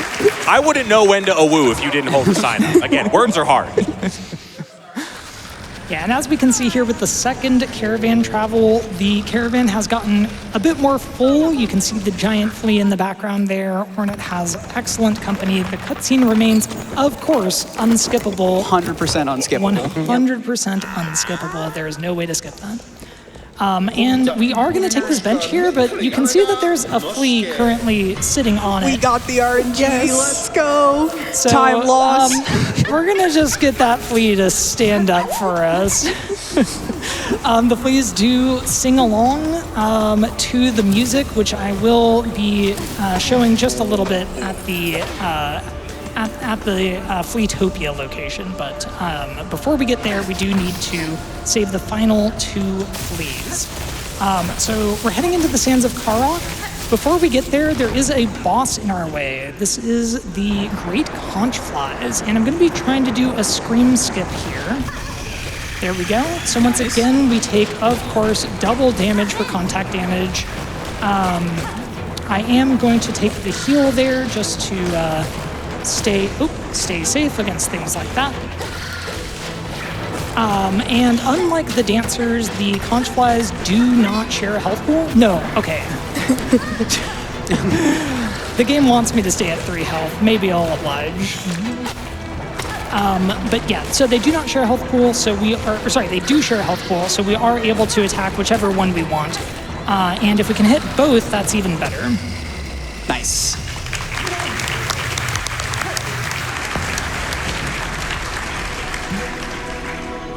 And this here isn't quite in a woo, but it's close. It's something. Honorary woo. All right, so Go ahead. So now we're going to head into the sands of Karok. This area can be a bit tricky. Oh, I don't have silk for that. That's fine.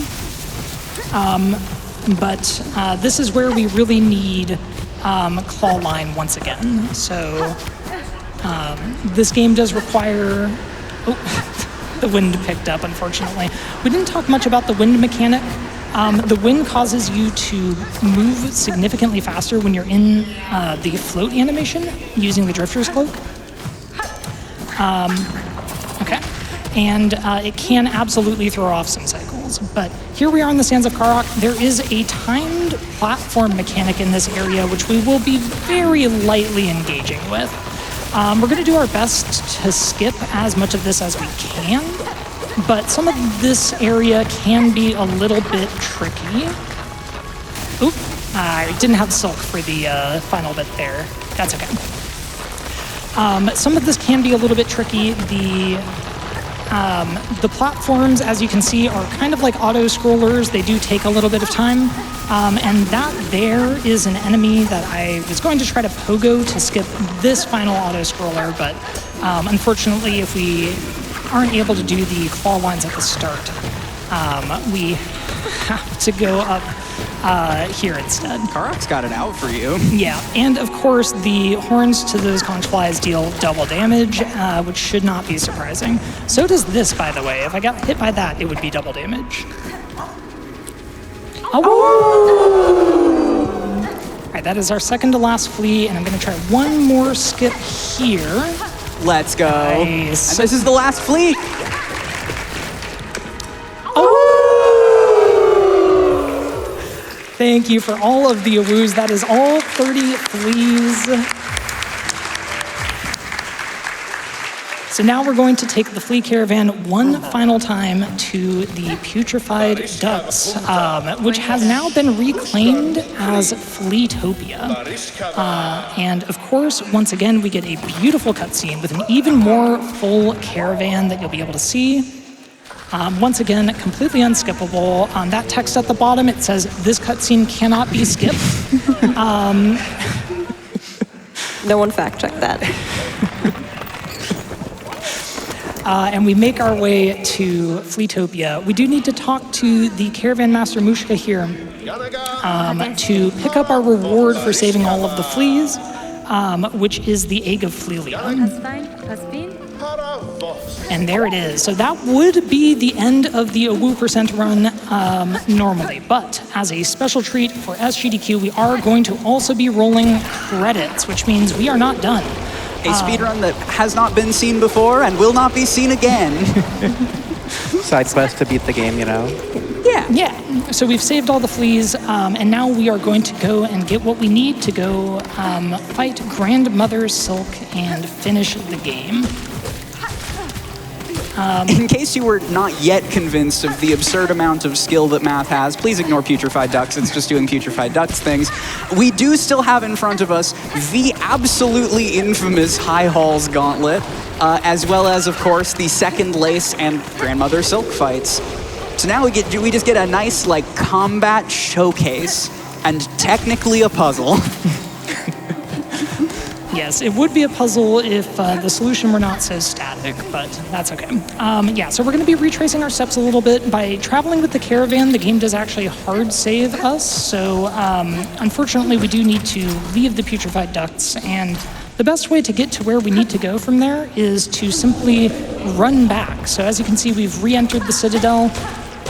We are going to be dropping down and collecting the last 2 bits of the threefold melody. We're at 1 of 3 now, and we're about to go and get the second. So the Architect's Melody is next, which is a bit of a platforming challenge. And we're again going to be using Flea Brew for the purpose of additional height if we can. So at the very start of the room, we can do a skip using 2 Flea Brews. It's a little bit tricky at times, so we'll see if we hit it, but it does skip a fair bit of the room.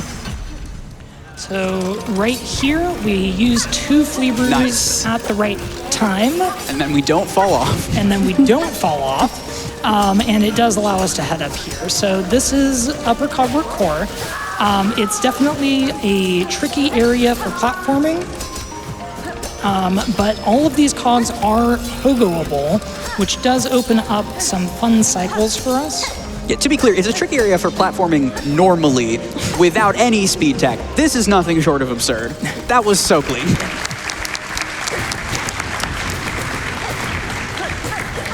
And this here is the aforementioned puzzle. If I can remember my solution here, which is about a 50-50, that should have solved it. We'll see if I got all of them, or if... Nope, we got them all. Nice. Okay, perfect. So the point of that puzzle is usually to line up the lines on the music that's displayed on those cylinders, but it is exactly the same every time. Yeah, and this is a very long, very cinematic cutscene, but I wanted to check in on that Monster Hunter bid war. What's that looking like right now? The bid war has taken a dramatic turn. I believe the last time I checked in, Insect Glaive had about a $150 lead. Yeah, so Light Bowgun is now in the lead, and it's in the lead by almost $500. Oh, come on, bug game enjoyers. We can't have that. And again, I want to remind everyone that that's not just the weapon that Jawbagel is going to use the entire run. You are going to be able to choose what weapon Jawbagel uses every 2 quests. So if you're thinking, Light Bowgun's got too big of a lead, if all of a sudden you want to donate towards Gun Lance and get that ahead, well, then they got to switch to the Gun Lance. And as I mentioned, if we get through all 12 of those weapon options, there might be a little thing that Jawbagel has planned. There might be a donation or something like that. Who knows? But yeah, that bid war is flying. You guys are doing incredible work there. Thank you so much. Total sidebar, I cannot believe you went for the pogo iframes through all those on 2 health. Look, you absolute madman. 2 damage enemies are built for 2 health. That's all I have to say about that. But yeah, now we're entering High Halls, which is where the 3rd and final piece of the threefold melody is. That is it's guarded by the High Halls Gauntlet, which is going to be a pretty difficult arena that we'll be doing. But before we can get there, we do have a bit of platforming that is being a little bit rude to me. That's okay. A little bit of platforming to get there, including this room here. So I'm going to be going for a trick here that's rather precise. We'll see if we can get it. Nice. First try. Okay, this, mess up this, it's fine. But yeah, that is a very precise trick. It is, I think, not quite pixel perfect, but just about pixel perfect. There's a easy setup and a hard setup for it. That was the hard setup, but we did get it, so I'm quite happy about that. Hornet is just the right size to sneak through those spikes. And this is her, the infamous High Halls Gauntlet. We're gonna call for some serious time here in the back half, but basically, this is absolutely everything about this game's combat in one double-wide arena. And I do both mean that in terms of the arena width and the fact that everyone thinks it's over at the halfway point and then gets absolutely obliterated. Of note, the spider enemies are ones that will drain your silk if you leave them alive long enough, which was not that bad a thing in the mist because we were just passing through, but in a long combat arena can be absolutely devastating. And yeah, this is High Halls. We're gonna lock in for a little bit here. Yeah, so High Halls has just a whole slew of very, very difficult enemies and what feels like the final boss of the arena here. This is not the final boss of the arena. This is the halfway point of the arena. And the second half of the arena is even harder than the first. But yeah, we're using just sort of all of the various combat tech that we've been talking about. We're using dash cancels, occasionally landing spears. Very conveniently, a single spear does kill the bell throwers, which is the main benefit of having Needle 2, in my opinion.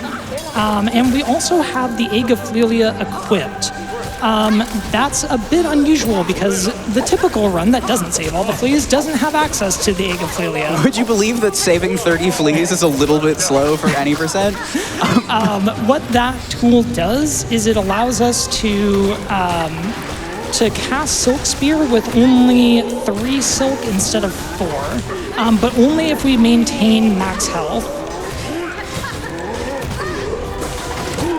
So I do need to be a little bit careful, but it's a nice bonus if things are going well. And everyone who has played this game and has been walled here for hours and hours, if not days, can see how impressive it is that Math just did that so cleanly. Unbelievable. We have a bunch of story here. We're going to get this piece of our MacGuffin, then we're going to take a very long elevator to Lace. So this is probably a really good chunk of time, but the last opportunity for donations in this run. So Keiper, you can just keep them coming until we're up the elevator. Excellent. We have $100 from Lumivarium that says, "Awoo and good luck to Math. Lovely to see all the fleas being saved and the representation for meme runs. You and your community, less than 3. I hope Dodge doesn't do dodgy things." Yeah, flea dodge is a bit of my nemesis, but it's okay. We'll see how that goes. $5 from Licario that says, "Shout out to the obvious best boss, Scar Singer Carmelita. I will only accept arguments and donations."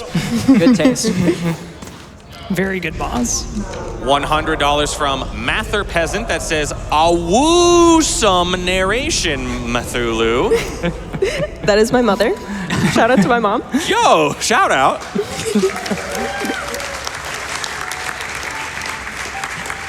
$100 from Thrillium Shakespeare. "Roses are red, violets are blue, fleas are adorable, and so are awoo."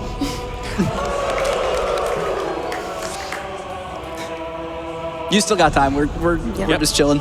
$50 from Carboz that says, "What's your favorite crest in Silksong?" Couch, runner, favorite crest? Gotta be Hunter. Just like rewrote the rules of speedrunning from day one. Hunter is very strong. So in my casual playthrough, I would say Wanderer. As I've done more speedruns, I think the Hunter crest wins out. Hunter for me too. And I do have a $2,500 donation from Fangamer. Hey everybody, Fangamer here. We want to remind you about our SGDQ 2026 merch collection, where 100% of the profits get turned into donations like this one that directly support MSF. We've got shirts, badges, pins, and more available at fangamer.com/GDQ. Awesome. So Lace 2 is the fight of this game. It is all of the beauty of like Souls-like e-combat where you can feel yourself learning every time you get the floor absolutely wiped. Yeah, Lace 2 ends up being a very, very good fight in most runs that do go through, especially in any percent where you have very little equipment or low percent where you have even less. It is very good. Oh, that is a rude parry. I knew I was going to be in love with this boss fight from the moment I first got hit with the teleports behind you nothing personnel kid. Like absolute incredible work by Team Cherry.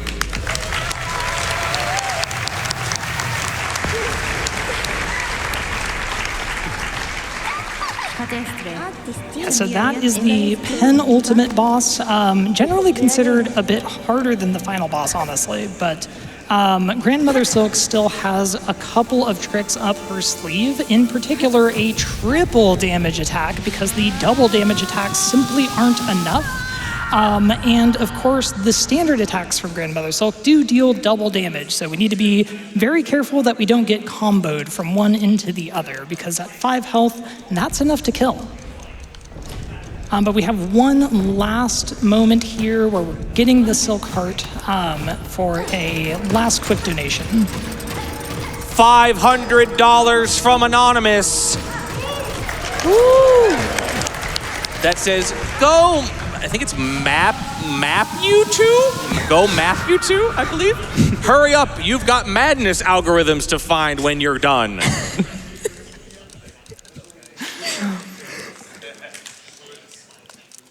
Thank you. All right, so we have the second Silk Heart. I guess we didn't talk about what these do, but they give you one extra bit of silk if you run out. We don't need that at this point. We are basically done with the run. But we have one very important thing to do. The scuttle! Which is scuttle up those walls. So when you have Flea Brew, you actually can do these wall dashes. Well, you can do the wall dashes anyway, but the Flea Brew very seriously increases their speed, and it makes it quite a bit faster than simply running up a wall would be. Hold on. The Flea Brew ran out, and it's fighting me. It's okay. We're going to get this. There we go. Beautiful. To be clear, that was not hard. All right, final boss time. Make some noise for GMS. And I'm going to pay close attention to the sound at the start of this, because during the segment earlier, I simply did not recognize it. No, but this is the final boss. She is Grandmother Silk, best embodied by the idea Grandma No. Shout outs to Silly Block later this week. We are going to be using a lot of dash cancels, and that attack there is the triple damage attack. So if we get caught, okay, that's fine. If we get caught by those silk threads, we go through a pretty long animation that also hurts quite a lot. So we want to avoid that.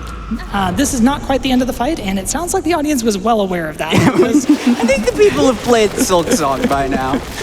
Yeah, this is a fake out. No final boss would be complete without, of course, a final phase.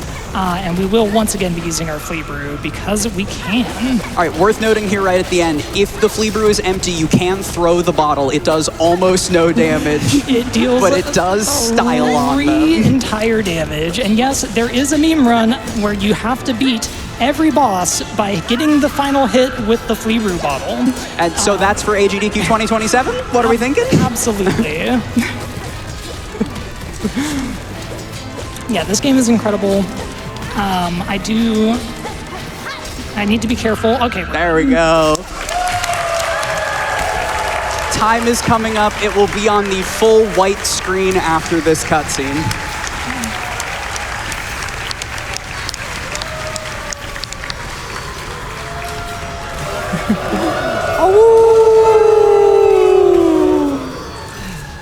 All right, very close. And time.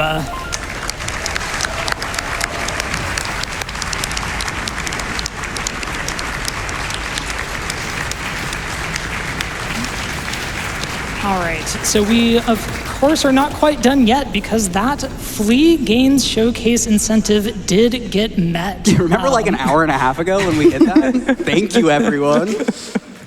Yeah, that was absolutely insane. Thank you for all your donations going to an absolutely incredible cause. To get to the Flea Games, I do need to switch to a different save file. Unfortunately, the credit sequence is quite long here, so I will need to Alt F4 out of the game and then load back in to get started with that. Yeah, so if we can get a cover. Thank you, tech team. All right. Shout out to the tech team. Shout outs to the tech team, for real.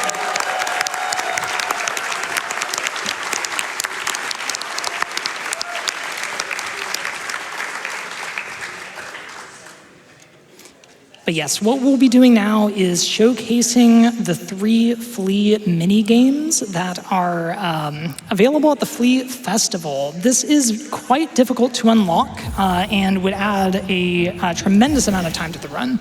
I have prepared a separate save file, which is in our favorite location, the Putrefied Ducts. You'll notice a couple of things are a little bit different about the save file, namely I am using the Wanderer's Crest, and I seem to have a lot more health. This may or may not be a snapshot from a 100% speedrun, but don't worry about it. We will be getting all of those fleas saved bright and early here. It's okay, there's not a timer running. We can Putrefied Ducks can do Putrefied Ducks things. All right. Okay, so now we are ready to start the Flea Game Showcase. So you'll see it looks very sad here. Fleetopia is looking a little rougher than it was, but if we talk to Mushka here, we can accept this quest. This is called Ecstasy of the End, and things aren't going that well here, but we have the fleas to save us. So these are going to be the Flea Games. And we can go ahead and start that timer. But yeah, so there are 3 Flea games. The first that we're going to be doing is Flea Juggle. The point of Flea Juggle is to keep all of the fleas in the air for 3 hits and don't let them hit the floor. Now, we are going to be keeping the fleas in the air using our needle, which is why it's very imperative that the fleas have donned their safety equipment. They all have those bells that you may have seen on such enemies as the Deep Docks Arena. So rest assured, these fleas are not being harmed. And in fact, they're having a great time. Look at them. The air conditioning is on and he is listening to his favorite tunes. That there was Grishkin coming in for a quick dip in the juggle bin. Grishkin takes 4 hits and is therefore time loss, but that's okay. When it comes to the fleas, everything is worth it. Oh, double Grishkin. We like double time loss. He just wanted to hang out. Worth noting for this showcase that Math is going to be getting the gold rank on each of these 3 mini games. There is a secret second achievement rank above the gold rank that is for true Flea minigame sickos, but we do not want to be here for about 30 additional minutes trying to beat Seth, so we're gonna get gold rank and that'll be it. Yes, the Seth scores are a cause of frustration for many a casual player. Also, I got a little bit confused there about which flea was falling faster. So you get 3 strikes in juggle. Right now we're up to 2 because I got a little bit confused there, but that's okay. The score to beat, so you'll see the score ticking up slightly.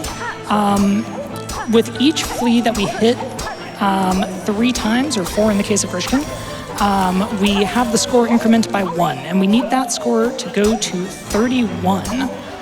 Right now it's at 30, so 1 more flea, and of course I'll save these for good measure, and we are good. So you see the score turn good. Just took 2 hits to keep it interesting. Yeah, just need to keep us on edge. Now, the next game is Flea Dodge, and the point of this game is to stay on these platforms while a whole bunch of fleas are going to come by and try to knock me off. The platforms are also all temporary platforms and can and will disappear with only a little bit of warning. So you see the platform next to me disappearing like that. New platforms do also spawn in, and we need to do our best to avoid getting hit by the fleas. If we get hit by them, Oh, no. Oh my god.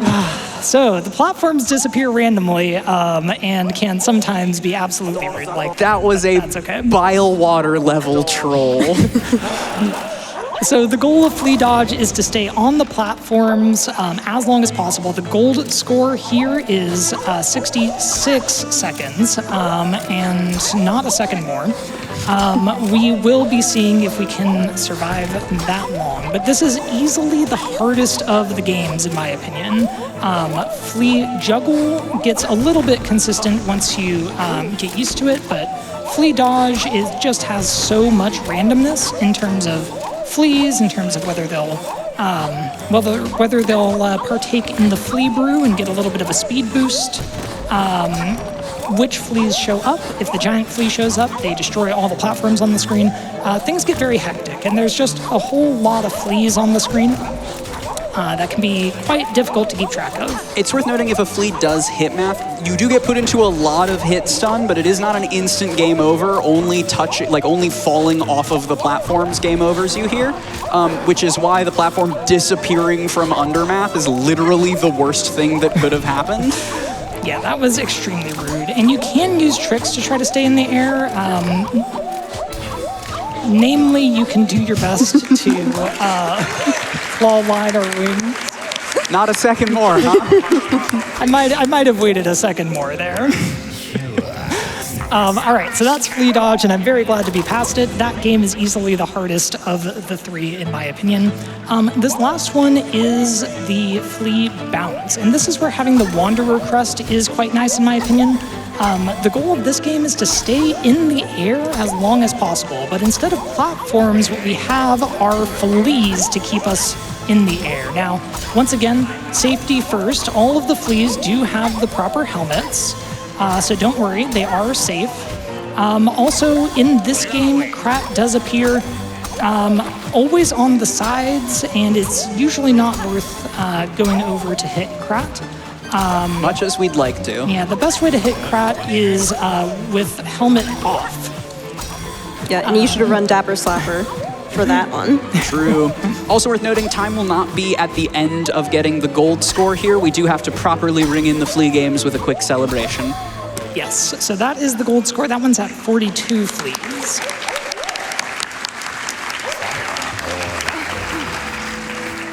But once you, let me show the scoreboard here. So once we take top place here, that definitely will not be beaten by a particular flea or a particular bug later, we can talk to Mushka, who will set up a piñata for us to celebrate.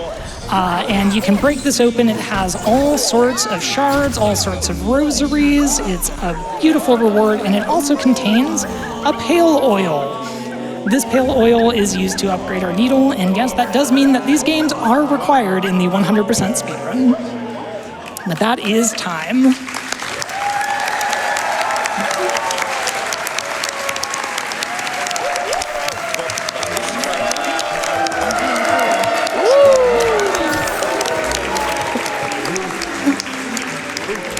All right, and I'll just play the needle in for these fleas while we do this. They do sing along, and I just want to thank the Silksong meme speedrunning community. It's absolutely incredible. Shout outs to everyone who donated for the Flea Game Showcase. Shout outs to GDQ for having me on the stage. This was my first mainline GDQ run, and I'm so happy it was a woo %. This was such a fun run, and just thank you so much for having me. And you want to do your shout-outs? I will briefly plug, if you are looking for more GDQ after the marathon, I run a hotfix show called Make Your Own Victory that is entirely dedicated to playing video games wrong on purpose. I hope if this has inspired you in any way, you consider doing that. But most of all, I hope you follow this man on Twitch at Mathulu. He deserves the world and then some. Math, just thank you for having me on here. And indie games, play them, support the indie devs, is what we're here for. Yeah, big thank you to GDQ and also MSF for all of the amazing work that they do, and of course, trans rights. Woo!